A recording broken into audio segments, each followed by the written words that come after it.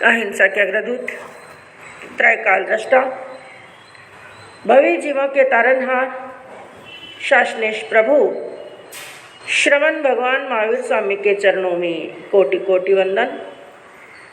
दीन दुखियों के मसीहा, करुणा के सागर, परम पूज्य गुरुदेव श्रमण सूर्य मर्दर केसरी श्री मिश्री मलजी महाराज साहब के चरणों में कोटि कोटि वंदन। धर्म प्रेमी बंधुओं, शीलवती माता बहनों, आपके सामने वर्णन चल रहा है श्रीमद् उत्तराध्ययन सूत्र के 5वें अध्ययन का, जिसके अंदर आपने वर्णन श्रवण किया कि वो मनुष्य जो अपने जीवन के अंदर पापों के अंदर रत रहता है, मन वचन और काया के द्वारा जो सदैव हिंसा के अंदर रत रहता हुआ, हिंसा में डूबा हुआ और 3 ही योगों से मदांध बना हुआ, प्रत्येक वस्तु में जीव और अजीव हर एक में आसक्त बना हुआ, कर्मों का बंध करता हुआ, जब उसके जीवन के अंतिम क्षण आते हैं, अंतिम की जिंदगी आती है, तो कई प्रकार के शूल आदि रोगों से वो ग्रसित हो जाता है। उसके शरीर के अंदर वेदना देने वाले, पीड़ा देने वाले बड़े कष्टकारी रोग उसके शरीर में उत्पन्न हो जाते हैं, और रोगों के उत्पन्न होने से शरीर के अंदर जब भयंकर वेदना होती है, असह्य वेदना होती है, और जब ऐसे अशुभ कर्मों का भुगतान करना पड़ता है तो वो बड़ा दुखित होता है और साथ ही वो ग्लानि का अनुभव करता है। और उस समय उसकी आंख खुलती है, वो यह सोचता है कि मैंने इन पापों के अंदर रत रह करके अपनी जिंदगी का समय, अमूल्य समय मैंने बर्बाद कर दिया, अशुभ कर्मों का बंध किया। अब मैं यहाँ पर भी दुखी हो रहा हूँ, यहाँ पर भी क्लेश को प्राप्त कर रहा हूँ, और इन अशुभ कर्मों को लेकर के जहाँ पर भी मैं जाऊँगा, जिस गति के अंदर भी जाऊँगा, जिस योनि के अंदर भी जाऊँगा, वहाँ पर भी मुझे क्या मिलेंगे? दुख ही दुख मिलेंगे, असाता ही असाता मिलेगी, क्योंकि मैंने अपने जीवन के अंदर किसी को साता दी नहीं। तो इस प्रकार की ग्लानि का अनुभव करता है और बड़ा पश्चाताप करता है। लेकिन जिस समय उसकी आंख खुलती है, तब तक जिंदगी का 99% हिस्सा निकल चुका होता है। उसके हाथ के अंदर अंतिम समय के अंदर यदि कुछ आता है तो केवल पश्चाताप, और कुछ भी नहीं आता तो इसी आर्त ध्यान के अंदर और आंखों में से अश्रु निकालते हुए और पश्चाताप करते करते करते एक क्षण वो आता है कि उसकी आयुष की डोरी टूट जाती है। और इसके पहले अध्ययन के अंदर आपने यही वर्णन सुना था, असंस्कृत नाम का अध्ययन, जिसके अंदर आपने क्या वर्णन सुना कि एक बार आयुष की डोरी टूट जाने के बाद में वापिस वो जुड़ने वाली, कोई कितना भी प्रयास कर ले।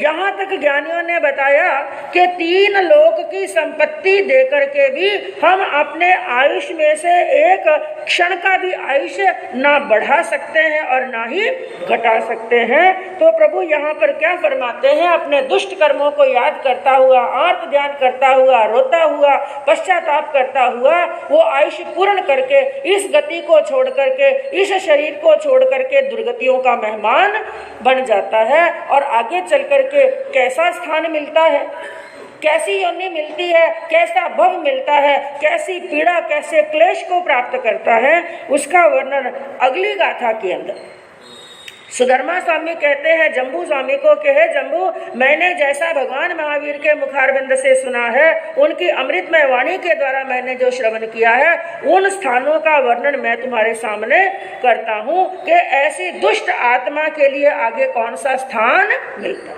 जिसके लिए क्या कहा?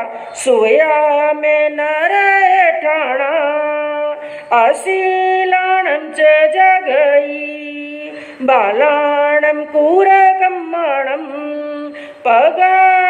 पगाणजत्थवेयण तथो ववायं ठाणं जहामेयम सूयम आहा कम्मेहिं गच्छन्तो सोपच परितप्पयि। सुधर्मा स्वामी कहते हैं कि हे आयुष्मान जम्बू, मैंने भगवान के मुखार बिंद से श्रवण किया है कि नरक में उत्पन्न होने के स्थान कैसे कैसे हैं, क्योंकि ऐसी दुष्ट आत्मा मर करके कहाँ जाएगी? नरक के अंदर जाएगी, जिसने घोराति घोर कर्म किए हैं, घोराति घोर पाप किया है, जो अपनी जीवन के अंदर हिंसा के अंदर ही रत रहा है। ऐसा मनुष्य निश्चित रूप में, ऐसा जीव आत्मा अधोगति अधोगति और अधोगति के अंदर ही जाएगा, नीच गतियों के अंदर, नरक गतियों के अंदर जाता है। तो भगवान के मुखार बिंद से सुना है, जो दुशील पुरुष होते हैं, सद आचरण का पालन नहीं करते हैं, जो दुष्चरित्र मनुष्य होते हैं, ऐसे जीव आत्मा नरक गति के अंदर जाते हैं। और जहां क्रूर कर्म करने वाले बाल अज्ञानी जीवों को प्रगाढ़ वेदना सहन करनी पड़ती है। प्रगाढ़ वेदना का अर्थ, प्रगाढ़ शब्द का अर्थ होता है असह्य वेदना। कौन सी वेदना? असह्य, यानी जिसको सहन करना कठिन नहीं, बड़ा कठिन है। और जिसका जब वर्णन पढ़ते हैं ना बंधुओं, वर्णन सुनते हैं तो रोंगटे खड़े हो जाते हैं। नारकी का वर्णन जरूर पढ़ना चाहिए, ताकि हमारी आत्मा ऐसे पापों से डरती रहे। और भगवान की वाणी तीन काल में सत्य है, उसमें कोई असत्य होने वाला नहीं। तो वहां पर प्रगाढ़ वेदना को सहन करना पड़ता है। और पहली बात तो प्रभु ने क्या फरमाया कि वो जो स्थान है तथोववाह्यम, नरक में उत्पन्न होने का जो स्थान है वो स्थान ही दुखदाई है, जहां पर जीव जाकर के क्या होता है? उत्पन्न। जैसे एक मनुष्य है, मनुष्य का तो क्या बोलते हैं कि मनुष्य का जन्म होता है। मनुष्य का क्या होता है? जन्म होता है। और त्रियंश प्राणी उत्पन्न भी होते हैं और जन्म भी, यानी जिनका तो माँ की कुक्षी से जन्म होता है, माँ की कुक्षी से पैदा होते हैं, उसको तो बोलते हैं जन्म, जन्म होना।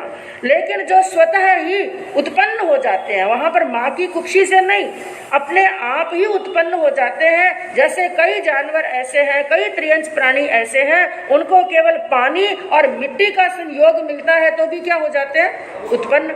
अब जैसे मेंढक है, हाँ, बरसात के दिन होते हैं, खुला स्थान हो, घास फूस उगा हुआ हो और वहां पर पानी भर जाए, सुबह तो आप क्या देखेंगे? वहां पर एक भी मेंढक नहीं है। लेकिन जैसे ही बरसात हुई और वो पानी मिट्टी के साथ में मिला, मिट्टी और पानी का संयोग हुआ, तो रातों रात क्या पैदा हो जाते हैं? मेंढक पैदा हो जाते हैं। तो कई जीव ऐसे होते हैं जो अपने आप पैदा हो जाते हैं। तो मनुष्य का तो जन्म होता है और त्रियंश प्राणी कुछ जन्म लेते हैं और कुछ पैदा होते हैं। लेकिन नारकी के जीव और देवलोक के जीव, इनका जन्म नहीं होता है, ये क्या होते हैं? उत्पन्न होते हैं। इसलिए क्या बोलते हैं? उत्पन्न, यानी किसी माता की कुक्षी से जन्म नहीं। तो देवलोक के अंदर जो जीव उत्पन्न होते हैं, वो जन्म लेना, उत्पन्न होना ही सुखदायी स्थान है। उसका कभी वर्णन आपको फिर बताएंगे, लेकिन यहाँ पर वर्णन चल रहा है नारकी का। तो नारकी के अंदर क्या कहा गया? वहाँ का तो जो उत्पन्न होने का स्थान है ना, वो स्थान ही बड़ा दुखदायी है। और वो मनुष्य अपना आयुष्य क्षीण होने पर अपने कर्मों के अनुसार वहाँ पर जाता है, वहाँ पर दुख पाता है, वहाँ पर ऐसे स्थान में उत्पन्न होता है कि उत्पन्न होते उसे क्या देखना पड़ता है? दुख। किस प्रकार से? क्योंकि बंधुओं, देवलोक के जो देवता होते हैं ना, वो तो उत्पन्न होते हैं एक शैया के ऊपर। कैसे होते हैं? कहते हैं कि देवलोक के अंदर, संक्षिप्त के अंदर बताऊं, देवलोक के अंदर कैसे देव उत्पन्न होते हैं कि वहां पर एक शैया सदैव बिछी रहती है। उस शैया के चारों तरफ सेवा के अंदर देव खड़े रहते हैं, क्योंकि मालूम है ये देव के उत्पन्न होने का स्थान है। चाहे कोई जीव मनुष्य लोक से गया, चाहे कोई जीव त्रियंश से गया, यहाँ से रवाना हुआ, देवलोक के अंदर पहुँचता है, और जैसे ही उसके उत्पन्न होने का समय होता है, वो जो शैया है ना, धीरे धीरे धीरे धीरे उपसने लगती है। जैसे एक रोटी होती है ना, एक चतुर बहन रोटी बनाती है और रोटी को कैसे उपसाती है, उसी प्रकार धीरे धीरे धीरे धीरे शैया क्या होती है? उपसने लगती है, ऊपर उठने लगती है। तो वो देवलोक के देवता जो वहाँ पर सेवा के अंदर खड़े हैं, वो समझ जाते हैं कोई पुण्य आत्मा यहाँ पर आ रही है। तो वो एकदम आश्चर्यचकित हो जाते हैं, बड़े प्रसन्न होते हैं, और देखते ही देखते वहां पर एक 32 वर्ष के जोध जवान की तरह, एकदम जवान, क्योंकि मनुष्य लोक के अंदर तो जन्म लेते हैं तो धीरे धीरे क्या होता है, वृद्धि को, औदारिक शरीर वाले धीरे धीरे वृद्धि को प्राप्त करते हैं, लेकिन देवलोक के देवता वहां पर बालक की तरह नहीं, एक जवान की तरह क्या होते हैं, उत्पन्न होते हैं। लेकिन यहाँ पर नारकी के अंदर बताया कि नारकी के अंदर उत्पन्न होने का स्थान कौन सा है। नारकी के अंदर जाने वाला जीव चाहे मनुष्य लोक से गया चाहे त्रियंच लोक से गया, यहाँ पर जाता है और वहां पर जाकर के कुंभी में उत्पन्न होता है। किसमें होता है? कुंभी। कुंभी कहते हैं जैसे एक घड़ा होता है, घड़े को कुंभ भी तो बोलते हैं ना, और उसी का एक दूसरा नाम है कुंभी। और वहां पर कुंभी के अंदर उत्पन्न होता है, और कुंभियां भी वहां पर उल्टी लटकी हुई है। कैसे हैं? उल्टी लटकी हुई हैं वो कुंभियां। और उन कुंभियों की क्या विशेषता है? उनका पेट तो बहुत बड़ा है, लेकिन मुंह क्या है? छोटा। मुंह छोटा है और पेट बड़ा है। बहुत विशाल कुंभियां हैं, एक नहीं अनेकों असंख्य कुंभियां वहां पर, ऐसे लग रहा है जैसे छत के ऊपर चमगादड़ लटकता है, उसी प्रकार कुंभियां उल्टी वहां पर लटकी हुई हैं। और जैसे ही जीव यहाँ से रवाना हुआ, वो जाकर के किसमें उत्पन्न होता है? कुंभी के अंदर उत्पन्न होता है। और वहां पर जाते ही क्या होता है, जितना बड़ा आकार कुंभी का है ना, उतना ही बड़ा आकार उस नेरिये का हो जाता है। नरक के अंदर रहने वाली आत्मा को क्या कहते हैं? नेरिया। याद रखना इन बातों को। तो वो नेरिया, क्योंकि पहले तो वह था मनुष्य, अगर त्रियंच गति के अंदर था तो वो क्या था? त्रियंच। क्योंकि बंधु हम देवलोक के अंदर जाते हैं तो अपने आप को क्या समझते हैं? कल आपने वर्णन सुना ध्यान के अंदर, ध्यान शिविर के अंदर यही तो बात सुनी कि हम देवलोक में हमारी आत्मा गई तो अपने आप को क्या समझने लगे? मैं कौन हूँ? देव हूँ। नारकी में गए तो क्या समझने लगे? मैं नारकी हूँ, नारकी का नेरिया हूँ। और मनुष्य गति के अंदर गए तो मैं मनुष्य हूँ, और त्रियंच गति के अंदर गए तो मैं क्या हूँ? और मनुष्य के अंदर भी किसी ब्राह्मण के घर के अंदर जन्म ले लिया तो हम क्या सोचते हैं? हम ब्राह्मण हैं। और जैन के अंदर घर के अंदर जन्म लिया तो हम जैन हैं। लेकिन सत्य ये है कि ना हम नारकी के नेरिये हैं, ना देवलोक के देवता हैं, ना ही मनुष्य हैं, ना ही त्रियंच हैं, ना ही क्षत्रिय हैं, ना ही वैश्य हैं, ना ही शूद्र हैं। हम केवल एक क्या है? आत्मा। हम क्या है? कल आत्मा के ऊपर ही तो चिंतन चला। 3 घंटा आपने सुना। एक ही सोचना चाहिए, मैं क्या हूँ? एक आत्मा हूँ। ना मैं गुरु हूँ ना लघु, यानी ना तो हल्का हूँ और ना ही भारी हूँ, ना ही गोरा हूँ ना ही काला हूँ, ना ही नीच हूँ ना ही शूद्र हूँ ना वैश्य, मैं कुछ नहीं हूँ, मैं केवल एक आत्मा हूँ। लेकिन अब यहाँ पर क्या बताया? स्थान के हिसाब से नारकी में उत्पन्न हुए जीव को, नारकी में रहने वाले जीव को बोलते हैं नारकी का नेरिया। तो अब वो एक नेरिया बन गया, कुंभी के अंदर उत्पन्न हुआ। और कुंभी का आपको बताया गया कि कुंभी का पेट होता है बड़ा और मुंह क्या होता है? छोटा। और वहां पर रहने वाले जो परमाधामी देव हैं, परमाधामी देव किसे कहते हैं? परम अधर्मी। वे भी एक देवों की जाति है। और वो देवता का काम एक ही है कि वो नारकी के नेरियों को वेदना देते हैं। इस वर्णन को बंधुओं ध्यान से सुनना। और मैं आपको बताऊं, ये नारकी का वर्णन कोई एक दिन करे जैसा नहीं है। इनको कम से कम 15 दिन 20 दिन वर्णन करे ना तो भी शायद ये पूरा नहीं होगा। और इसको सुनना भी जरूरी है। इसको सुने ना तो रोंगटे खड़े हो जाते हैं और हमारी आत्मा पाप करने से डरती है। हमारे भारत के अंदर तो नहीं, लेकिन एक देश ऐसा है जहां पर एक नारकी मंदिर बना, नरक मंदिर बना हुआ है। मालूम है आपको? आप लोगों के पास में तो फोन है ना, सर्च कर सकते हैं। नहीं हो तो जाके करके देख लेना। थाईलैंड के अंदर एक नरक मंदिर बना हुआ है। और वो मंदिर कहते हैं कि ऐसा जबरदस्त बना हुआ है, एक बार आप विदेशों की यात्रा करने के लिए जाते हैं, आप जाओ, लेकिन एक बार थाईलैंड जरूर जाना। क्योंकि आजकल देश की यात्रा तो कोई बड़ा काम नहीं रहा, इसलिए लोग ज्यादातर कहाँ जाते हैं? Out of India. कोई बात नहीं, आप जाओ। मैं कहूँ कहीं पर भी जाओ, कुछ भी किताब को पढ़ो, कोई भी साहित्य पढ़ो, कोई भी स्थान देखो, चाहे मोबाइल भी देखो, चाहे टीवी भी देखो, उसके अंदर पॉजिटिव भी होता है और नेगेटिव भी होता है। अब हमारे पर ये आधारित है, हम उसमें से पॉजिटिव लेते हैं या नेगेटिव लेते। तो एक बार थाईलैंड भी जरूर जाना, वहां पर जाकर नर्क मंदिर देखना। वो तो मात्र एक मनुष्य के द्वारा बनाई हुई कल्पना का मंदिर है। तो आप सोचना, उसको देखने के बाद में पता चलेगा कि सत्य में नारकी कैसी होती। तो कुंभी के अंदर पैदा हुआ वो जीव, जिस आकार की कुंभी है उस आकार में वो जीव का शरीर बन जाता है। अब वहां पर रहने वाले जो परमाधामी देव हैं, उनको पता चलता है, उनके पास में भी ज्ञान है, पता चलता है कि कुंभी में क्या आया है, एक नया जीव, नया नेरिया आया है। अब उस कुंभी में से बाहर निकालना है। अब मुंह तो है छोटा और शरीर क्या है, बड़ा। तो वहां पर परमाधामी देव क्या करते हैं, उनको किसी प्रकार की कोई दया नहीं है, नाम ही परमाधर्मी है, परम अधर्म के अंदर रहने वाले हैं, कोई दया नहीं, करुणा नहीं, कुछ भी नहीं।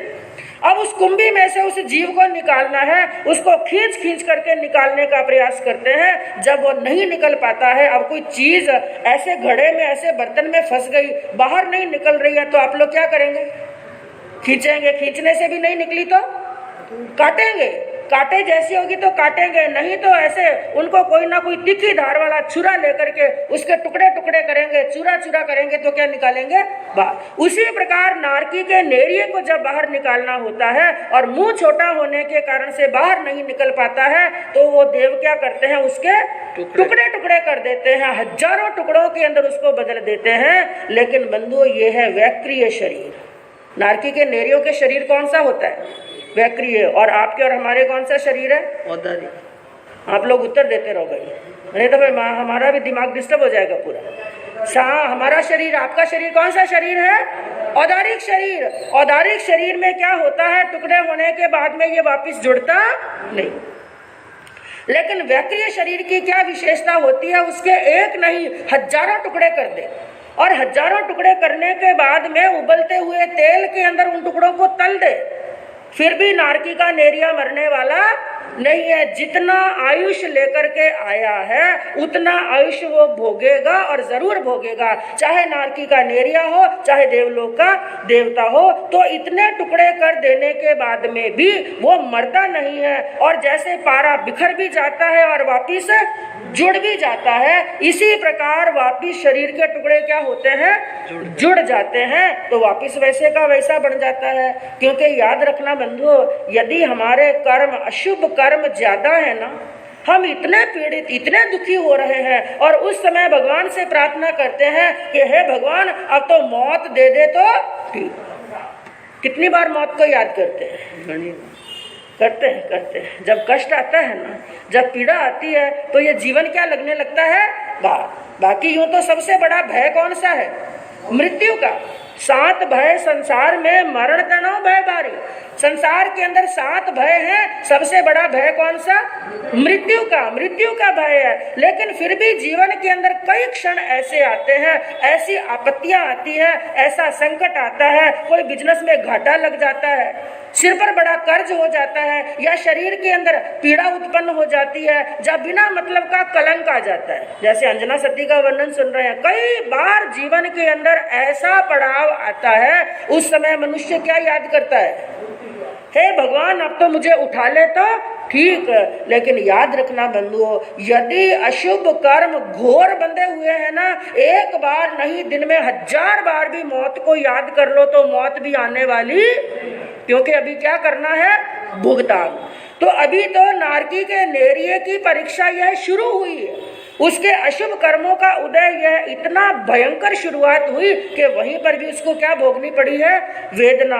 तो क्या कहा सुधर्मा स्वामी ने, हे जम्बू स्वामी, वहां पे नारकी के दुखों का वर्णन तो छोड़ो, वो वर्णन तो है सो है, वहां के उत्पन्न होने का स्थान भी क्या है, बड़ा ही दुखदायी है, और वहीं से उसकी वेदना, उसका दुख प्रारंभ होता है। और उसके बाद में कभी जीव पहली नरक में जाता है, कभी दूसरी में, कभी तीसरी में, और टोटल नरक कितने बताए, 7। इसका भी संक्षिप्त के अंदर आपको वर्णन बताएंगे। अब सबसे पहली बात, नरक एक शब्द है, नरक। नरक का अर्थ क्या है, न प्लस अर्क। क्या अर्थ है, न प्लस अर्क, न का अर्थ है नहीं, अर्क का अर्थ होता है सूर्य। अर्क किसे कहते हैं? सूर्य। जैसे हर चीज के कई पर्यायवाची शब्द हैं, सूर्य को दिवाकर भी कहते हैं और सूर्य को अर्क भी कहते हैं। जहां पर सूर्य नहीं है, सूर्य का कोई प्रकाश नहीं है, नारकी के अंदर केवल अंधकार ही रहता है। सूर्य तो देवलोक में भी नहीं है, देवलोक के अंदर जहां पर ज्योतिष देव है वहां तक सूर्य है, उसके ऊपर देवलोक में सूर्य नहीं है, ना सूर्य है ना चंद्र है, लेकिन फिर भी देवलोक में अंधकार नहीं है। क्यों? रत्नों का प्रकाश, वहां पर रत्नों का प्रकाश है। किसका प्रकाश है? चारों तरफ रत्न ही रत्न है। उनके जो विमान बने हुए हैं वो भी रत्नों के बने हुए हैं, उन्हें सूर्य की आवश्यकता ही नहीं। सूर्य से भी बढ़कर के ज्यादा प्रकाश होता है देवलोक के अंदर, लेकिन नारकी के अंदर वहां पर सूर्य नहीं है, केवल अंधकार और अंधकार ही होता है। तो वहां से उसकी वेदना प्रारंभ होती है, पहली नारकी से लगा करके ठेठ 7वीं नारकी तक। कोई किसी नरक के अंदर जाता है, कोई किसी नरक के अंदर जाता है। तो संक्षिप्त के अंदर मैं आपको बताऊं, जो पहली नारकी है, पहली नारकी का नाम क्या है? रतन प्रभा। नोट करते जाइए आप, पहली नारकी का नाम है रतन प्रभा। रतन प्रभा का अर्थ क्या हुआ? किसे कहते हैं रतन प्रभा? प्रभा यानी प्रकाश, रतन यानी रत्नों का। अब रत्नों का प्रकाश तो है, लेकिन कैसे रत्न है वहां पर? देवलोक जैसे रत्न नहीं है, ये प्रकाश देने वाले नहीं, केवल अंधकार ही नहीं। रतन प्रभा का अर्थ क्या हुआ?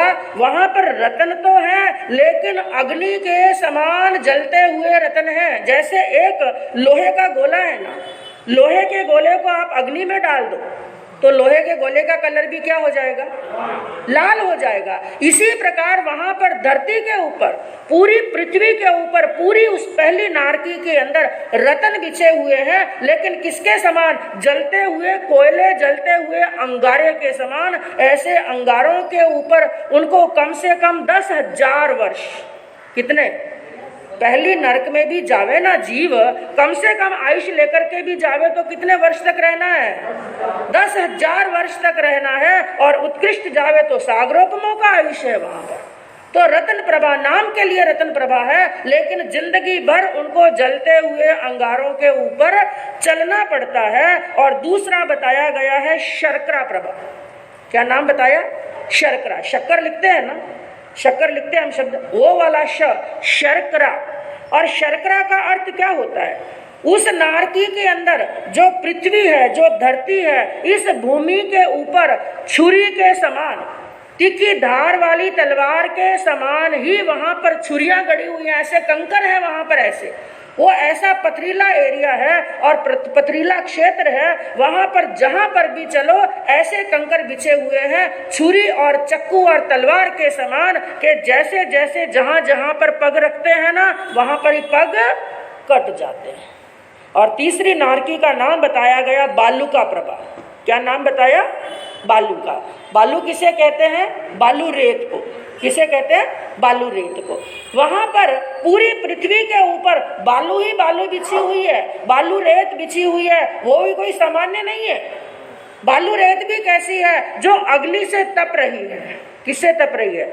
मैं कहूँ गर्मी का मौसम हो, जोरदार गर्मी, जून जुलाई का महीना हो और जोरदार गर्मी पड़ रही है, और उस समय किसी ऐसे रेतीले इलाके से, रेगिस्तान का इलाका है और वहां से होकर के हमें गुजरना है, और कोई हमें कहे कि इस एरिया से होकर गुजरना और पाँव के अंदर क्या नहीं पहनना? चप्पल नहीं पहनना, तो क्या परिस्थिति होगी? जिंदा भी आएंगे कि नहीं आएंगे कोई गारंटी नहीं। और उसकी बात छोड़ो, मैं कहूँ ये आपकी डंबर रोड है ना, ये डंबर रोड है, इसका कभी आपको एक्सपेरिमेंट करना हो तो जब जोरदार धूप पड़ रही हो, दिन में 11:30-12 बजे हो, तो साधु संतों के साथ में 2-4 बार गोचरी जाना, पता चल जाएगा, पता चल जाएगा पाँव पर क्या हो जाएंगे? छाले हो जाएंगे। ये डंबर रोड हमसे सहन नहीं होती है और वो रेतीला इलाका पर हम नहीं चल पाते हैं। लेकिन वहां पर बालू बिछी हुई है, उस जैसी नहीं है। वो बालू रेत भी अग्नि से लाल हो गई है, लाल रंग की हो गई है। ऐसी बालू का प्रभा नारकी के अंदर जाते हैं तो जिंदगी पर ऐसी रेत पर चलना पड़ता है। तो बंधुओं, आगे और 4 नारकियों का वर्णन कैसा बताया और उन जीवों को कैसी कैसी वेदना सहन करनी पड़ती है, क्योंकि आपको मैंने बताया ना ये वर्णन छोटा नहीं है, एक बार मैं आपको बताऊं, हमारा चातुर्मास 2007 के अंदर, 2007 की बात है, ईरोड चातुर्मास था और उस चातुर्मास के अंदर उत्तराध्ययन सूत्र का ही एक अध्ययन है मृगापुत्र जी का। मृगापुत्र जी का अध्ययन है। उस अध्ययन के अंदर जब क्या वर्णन आता है कि मृगापुत्र जी को जब वैराग आया और अपने माता के सामने दीक्षा की बात कही, तो माता ने क्या कहा, बेटा संयम का पालन तेरे से होने वाला नहीं है। अरे बड़ा कठिन है, वहां पर नंगे पांव चलना पड़ेगा, लोच करना पड़ेगा, घर घर भिक्षा के लिए जाना पड़ेगा, भूखा प्यासा भी रहना पड़ेगा, अपमान और अनादर भी सहन करना पड़ेगा। लेकिन बंधुओं, मृगापुत्र जी को उस समय तक जाति स्मरण ज्ञान हो गया था और जाति स्मरण ज्ञान के द्वारा नारकियों के अंदर वेदना भोगी हुई जो थी, जो दुख भोगे हुए थे, वो उनको सामने अपनी हथेली की रेखाओं की तरह दिखाई दे रहे थे। एक तरफ तो मां दुखों का वर्णन कर रही है और दूसरी तरफ वो कौन से दुख देख रहे हैं, नारकी के।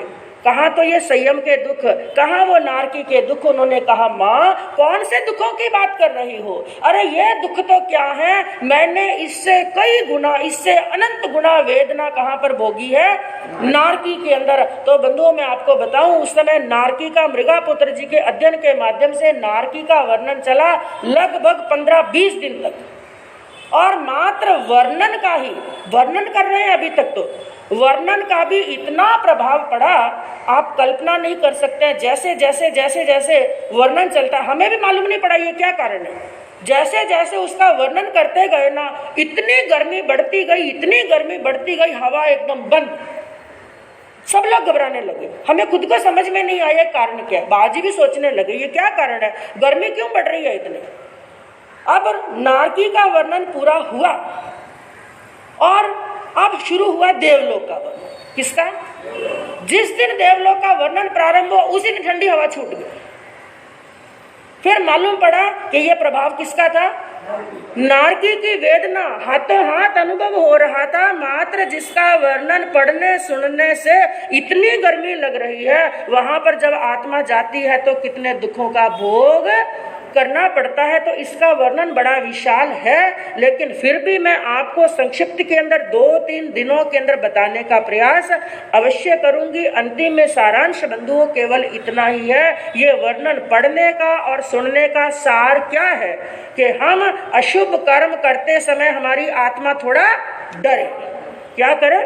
डरे। यदि हमारे मन के अंदर वो डर होगा और सुनी हुई बातें हमारे दिमाग में घूमेंगी, वो दृश्य हमारे दिमाग में घूमेगा, उस समय अधर्म करते समय हमें डर लगेगा, नहीं भाई ऐसा कार्य हमें नहीं करना है। और ये सब बातें सत्य हैं, ये मत सोचना भगवान ने फरमा दी और कह दी, इसमें कुछ है कि नहीं है। ऐसा सोचेंगे तो मिथ्यात्व किसको लगेगा, हमें नहीं। नरक भी है और स्वर्ग भी है। और मैं को बाकी बातें तो छोड़ो, उस नरक और स्वर्ग की बातें छोड़ो, इस दुनिया के अंदर नरक स्वर्ग देखते हैं कि नहीं देखते?